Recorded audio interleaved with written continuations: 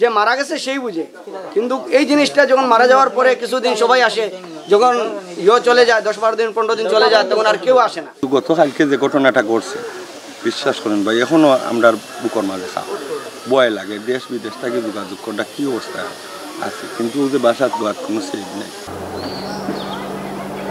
ছোট বড় অসংখ্য টিলা নিয়ে সিলেট, এসব টিলার পাদদেশে ঝুঁকি নিয়ে বসবাস করছে প্রায় 10,000 পরিবার। মৃত্যু ঝুঁকি নিয়েই টিলার নিচে ঘর নির্মাণ করে বসবাস করছেন তারা। টানা বৃষ্টির কারণে সিলেটের পাহাড় টিলা ধসের সংখ্যা দেখা দিয়েছে, ফলে প্রাণহানির সংখ্যাও বেড়েছে। গেল সোমবার সিলেট নগরের মেজর টিলা এলাকায় টিলা ধসে মাটি চাপা পড়ে একই পরিবারের 3 সদস্য নিহত হন। এতে আহত হন আরো 3 জন। তবে এলাকাবাসীরা মনে করছেন অবৈধভাবে টিলা কাটাই এমন দুর্ঘটনার প্রধান কারণ। কালকে সকালে 7:20 না 30 যে সময় বজ্রপাত হয়, বজ্রপাতের ঠিক 5 মিনিট পর এই টিলাটা নিচে নেমে আসে। আম্মাই যখন আমাকে ডাক দেওয়ার পরে সবাইকে ডাকছি, কেউ শুনছে কেউ শুনে নাই। যারা শুনছে তারা বের হয়ে আসে। বাইরে আমার আম্মা নিজে ডাকার জন্য গেছেন, আম্মাকে মাটি টেলা মারছে, উনি বাইরের দরজা থেকে বের হয়ে আসছেন দূরে দূরে। এই মুহূর্তে আমরা আতঙ্ক হাঁটেন না, আমরা গত রাত্রেও ঘুম নাই, আমরা কিন্তু তারা হরাইয়া রাখছে, তাহলে আতঙ্ক হাঁটে না কোন সময় আর কি ঘটে। চিল্লা খাটা অপরাধ, কিন্তু আমরা তো হইলাম সাধারণ পাবলিক। প্রশাসনে যদি ভাইলা, প্রশাসনে ইন্ডিয়া সারিয়া দিয়া উচিত আছিল যে সিটি কর্পোরেশনকে জানানি, পদক্ষেপ নেওয়া নি, প্রশাসনের এটা দায়িত্ব আছে, কিন্তু প্রশাসনিকভাবে কোনো কিছুই সামেলিবাগ করা হয়েছে না। খুবই মর্মাহত, কারণ আমাদের তাজা 3 জন লোকের প্রাণ গেছে, জানেন। কারণ আমাদের এই পাড়টা কিন্তু ছিল এই জায়গার যে বাসার চেয়ে আর 5 কিলোমিটার 500 ফিট দূরে, কিন্তু এই 500 ফিট দূরে থেকে এইদিকে ধসে আসবে জীবনে ওইটা কল্পনা করে। ওরা প্রায় 100-150-200 বছর থেকে এই জায়গায় বসবাস করে আসতেছে।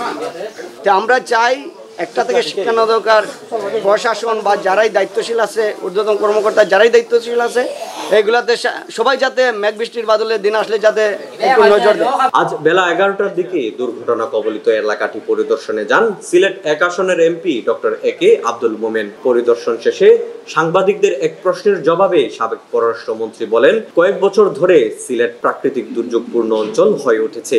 2022 সালের বন্যায় বেশ ক্ষতিগ্রস্ত হয় সিলেট। এবারও বন্যা হয়ে ক্ষতির মুখে সিলেট। বজ্রপাতে সম্প্রতি ঘন ঘন প্রাণহানি ঘটছে এ অঞ্চলে। এছাড়া ঘন ঘন হচ্ছে ভূমিকম্প। এসব প্রাকৃতিক দুর্যোগে সিলেটের জন্য ক্লাইমেট প্রোটেকশন ফান্ড গঠন করতে চাই, যাতে সহজেই দুর্যোগে ক্ষতিগ্রস্ত মানুষের পাশে দাঁড়ানো যায়। 2 বছর আগে ভয়াবহ আপনার বন্যা হলো, এই বছরে আমার শিলাবৃষ্টি, আগে কোনোদিন এরকম বড় শিলাবৃষ্টি কেউ দেখেন। এখন বাজ পড়ে আরো 9টা দোকান ধ্বংস হয়ে গেল, প্রায় বাজ পড়ে লোক মারা যায়, আর এই ধরনের দুর্যোগ হয়। আর আগামীতে আমার ভূমিকম্প কি হবে আমি জানি না। সেই জন্য আমার যেটা হচ্ছে যে আমার এই সিলেট এলাকায় এইটা কি ক্লাইমেটিক কারণে অধিকতর ভয়াবহ বন্যা হচ্ছে, ভয়াবহ শিলাবৃষ্টি হচ্ছে, অতিবৃষ্টি হচ্ছে, কিংবা বাজ বেশি পড়তেছে, এইটার একটা আমার পূর্ণাঙ্গ তথ্য আমি সংগ্রহ করে একটা special fund, climate protection fund এই এলাকার জন্য সিলেট, কারণ এইগুলো তো ভয়াবহ আমাদের এখানেই হচ্ছে। এইটা একটা আমার একটা প্রস্তাব। এরপর ডক্টর একে আব্দুল মোমেন নিহতদের বাড়িতে যান। এ সময় তিনি নিহত 3 জনের মা, ভাই ও স্বজনদের প্রতি গভীর সমবেদনা জ্ঞাপন করেন এবং ব্যক্তিগত পক্ষ থেকে আর্থিক অনুদান প্রদান করেন। ওনার জন্য দোয়া করি এবং এদের রিহ্যাবিলিটেট করার দায়িত্ব কিন্তু সরকারের। যাদের ঘর বাড়ি ভাঙছে, সরকার তাকে রুটিন দিচ্ছে, ডাবল করে তাদের টাকা দিচ্ছে ঘর করার জন্য। তারপরে তাদের মৃত্যুর জন্য তো আমরা টাকা দিচ্ছি এবং বাকি গভর্নমেন্ট সাহায্য করতেছে।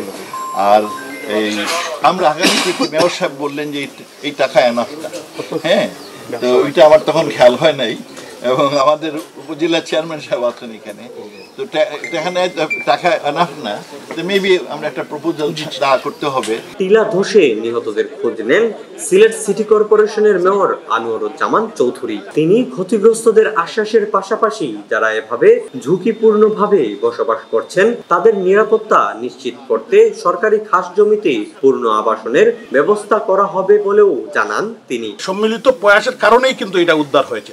তো উদ্ধার হয়েছে আসলে এটা বলতে পারেন, এটা কেউ কোনো দোষ দিতে পারবেন না, কারণ এই লোকজন দীর্ঘদিন এখানে থাকেন, তারা রোজা রেখেছিলেন, যারা ইন্তেকাল করেছেন। আমি একজন পুরুষ, একজন মহিলা, উনি প্রেগনেন্ট ছিলেন, একটা বাচ্চা। এই পরিবারটাই ধ্বংস হয়ে গিয়েছে। আমরা আল্লাহ তাআলার কাছে প্রার্থনা করি, এটা আমি মনে করি যে এটা আমাদের সবার জন্য একটা মানে কি বলবো, এটা আমাদের কিছু করার নেই। তারপরেও আপনি যেটা বলেছেন যে আমরা পরবর্তী পদক্ষেপ, জেলা প্রশাসক সাহেব আমাকে কালকেই বলেছেন, উনি আমাকে অনুরোধ করেছেন এবং আমি সবার সাথে কথা বলছি। জনাব ডক্টর একে আব্দুল মোমিন উনি আমাকে নির্দেশনা দিয়েছেন এবং ওনার নির্দেশনা মোতাবেক আমাদের এই অঞ্চলে আমরা কাজ করব। আমাদের এমপি মহোদয় নির্দেশ দিয়েছেন যে আমরা কথা বলবো এবং আমরা নিজেই গর্বান্বিত চাই, কিন্তু যদি তারা সহযোগিতা করেন। অনেক সময় দেখা যায় তা কেউ সরতে চান না, তো এইটাও একটা এখন মানুষের জীবন তো ইম্পর্টেন্ট, তাদেরকে যা যা সাহায্য প্রয়োজন আমরা সিটি কর্পোরেশন। এমন মৃত্যু ঠেকাতে হলে সিলেট সিটি এলাকায় পরিবেশ প্রতিবেশ রক্ষায় আইন করে বাস্তবায়ন ও সিটি কর্পোরেশনকে দায়িত্ব নিয়ে আইনি পদক্ষেপ নেয়ারও কথা বলেছেন পরিবেশবিদরা। জুবায়ের আহমদ, টুডেবিডি টিভি, সিলেট।